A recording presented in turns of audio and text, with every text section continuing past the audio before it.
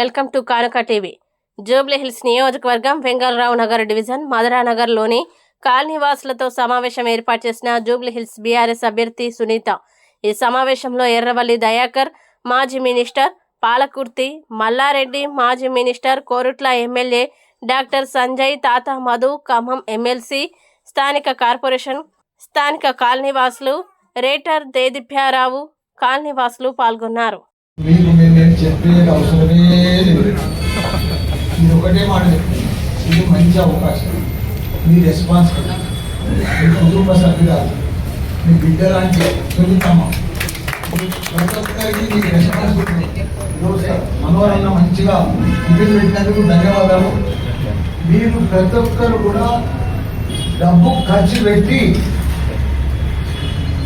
మన సునీతమ్మని గెలిచారు. భారీ మెజారిటీతో మీరేదో మీ ఓట్లు వేసినాం మేము వేస్తాం కాదు, మీరందరూ కూడా మీ రెస్పాన్సిబిలిటీ.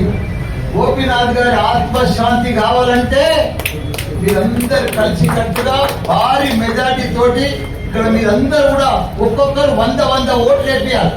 దానికి అయ్యే ఖర్చు కూడా మీరే పెట్టాలి.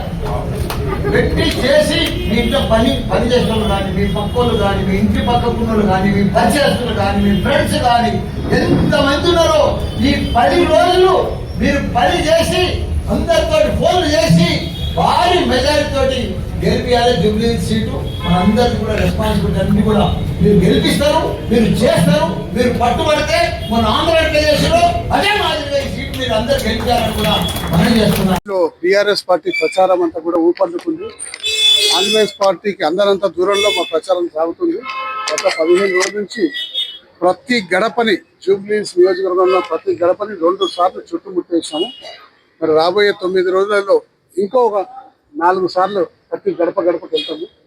100 ఓటర్లకు ఒక మనిషిని పెట్టుకొని మా కార్యకర్తలు, మా నాయకులు అందరూ కూడా పనిచేస్తున్నారు. ఎర్రబల్లి దయాకర్ రావు గారు కానివ్వండి, మరి మల్లారెడ్డి గారు కానీ, మరి అలాగే పువ్వాడ అజయ్ గారు కానివ్వండి, అలాగే doctor Sanjay MLA, Korutla MLA వారు కానీ, తాత మధు గారు, మరి అదేవిధంగా ఆగయ్య గారు, స్థానిక కార్పొరేటర్ దేదీప్యాతో సమన్వయం చేసుకొని అందరం కూడా క్షేత్రస్థాయిలో ఫీల్డ్లో మంత్రి, మాజీ మంత్రి అనే తేడా లేకుండా డోర్ టు డోర్ ప్రచారం చేస్తుంది. కాబట్టి ఈ ప్రచారం ఎంత ఘనంగా సాగుతుందంటే కాంగ్రెస్ వాళ్ళు మమ్మల్ని ఆదుకోవాలంటే ఇంకా 2 నెలలు పడుతుంది మమ్మల్ని అందుకోవాలంటే. కాబట్టి ఇదే విధంగా స్ఫూర్తితో రాబోయే రోజులు ప్రచారం చేసుకుంటూ 3 విషయాల మీద ఎక్కువ ఫోకస్ చేస్తున్నాం. ఒకటి, టీఆర్ఎస్ ఇచ్చిన అబద్ధపు హామీలు, కాంగ్రెస్ పార్టీ వైఫల్యాలు, టీఆర్ఎస్ పార్టీ గతంలో చేసిన హైదరాబాద్ యొక్క అభివృద్ధి కార్యక్రమాలు.